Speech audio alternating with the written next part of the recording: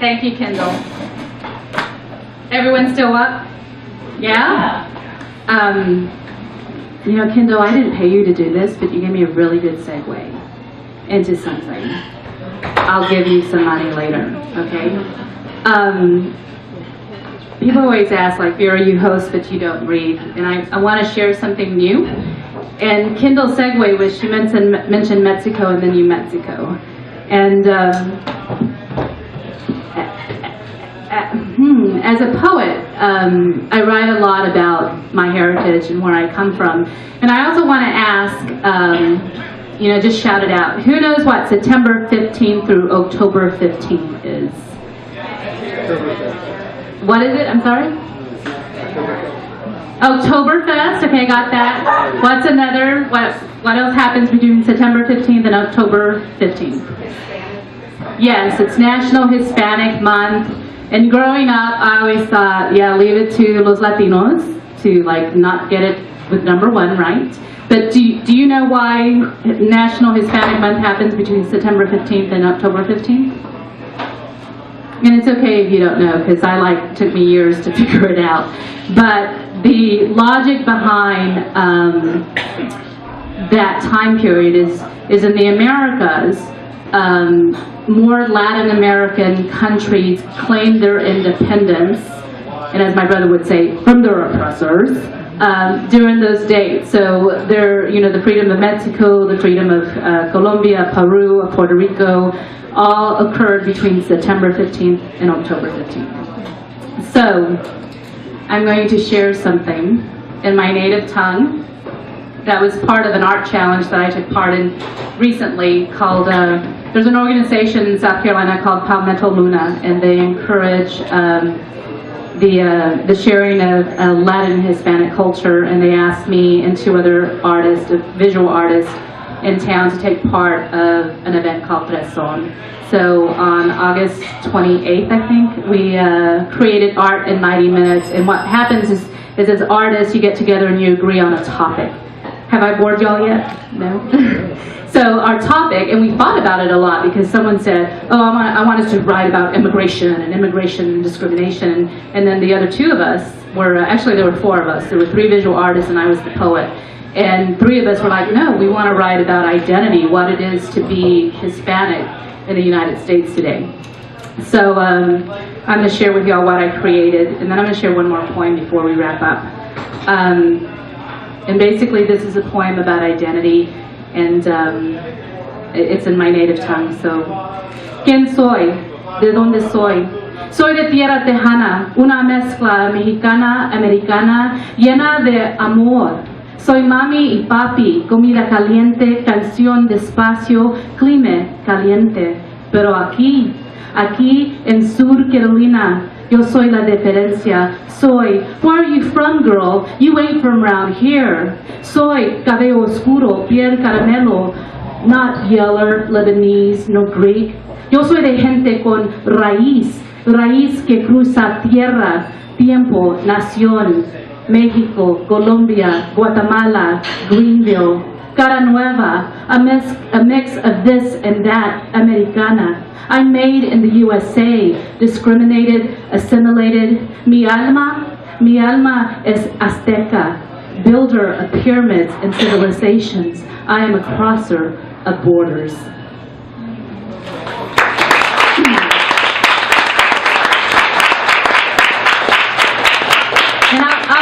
To translate that for you. But you know, the thing I like to share with people is that the Spanish language is very similar to English, and it's just remember it's 85% conjugate.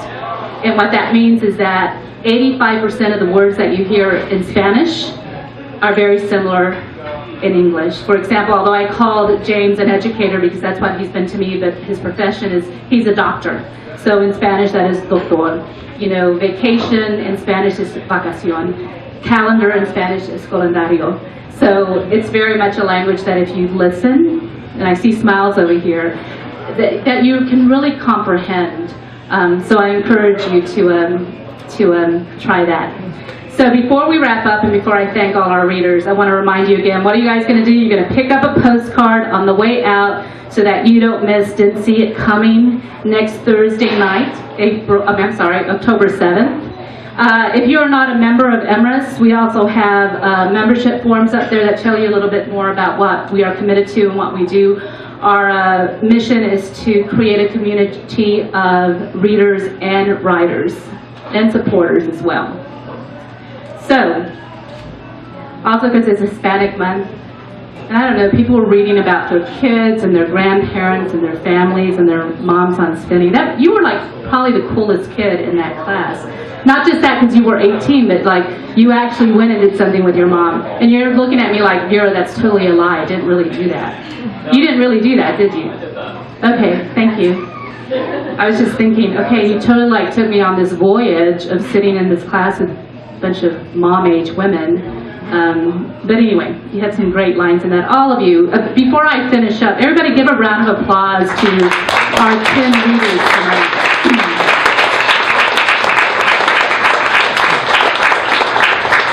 And y'all want me to read a poem? Or I can wrap up? Okay, I'm just going to read a poem that actually, I was at Furman sharing poetry with their freshman poetry class about 2 weeks ago. And I realized I gave my father a very big dishonor because I wrote this poem entitled it Daddy 07 March 02.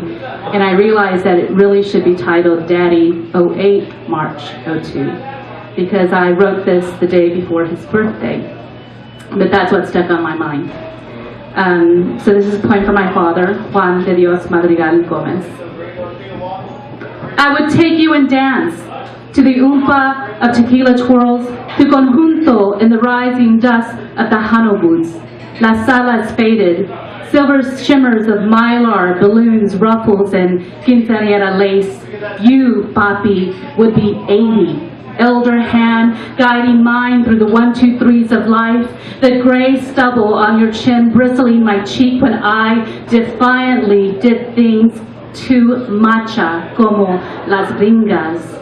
You never wavered raising daughters, each of us cacti flowers, sharp as scorpions in desert, earth brown with mahogany eyes, rose petal lips and dry, each of us mestizo, mixes of you, imami. The sounds of bolero and the taste of pan dulce washed down with mango shakes remind me of you. Their aftertastes linger like the folkloric music that once flowed from your hands at night. I go and sit cross-legged on the damp earth. I remember your music, your tired hands strumming in solitude. Today you would be 80, and I still wait for you to run through my veins.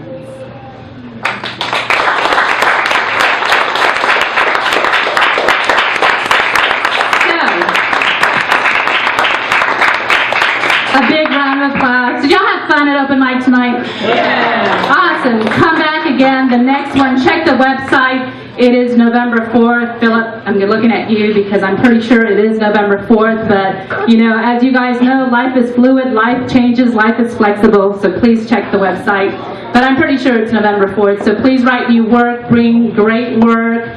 I'm sure Scott and Amy will get y'all back down here again. But big hand to the kids from the Governor's School, all of them that came out, and to our readers in this order. Thank you for Carol Ballin from Massachusetts for taking the stage and sharing her work with us. Big thanks to Summer Stannerfield, Skip Woodard, Claire Hudson. This is what happens when you do reader relay, right? You're trying to see who read when.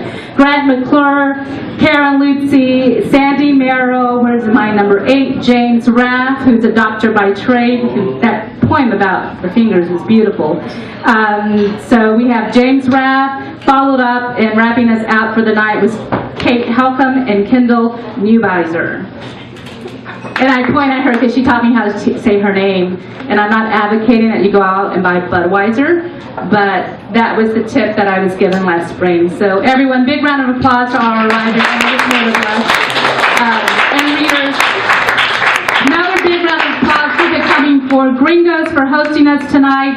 And where is Eric? Eric is still hustling. your menu, your food menu items that he's waving at us. And as George Singleton reminded us last week, don't forget to tip your waiter. So everyone, meet someone new. We'll see you next time. Thank you for supporting Emrys, and feel free to pick up postcards, bookmarks, and membership forms at the table around the corner.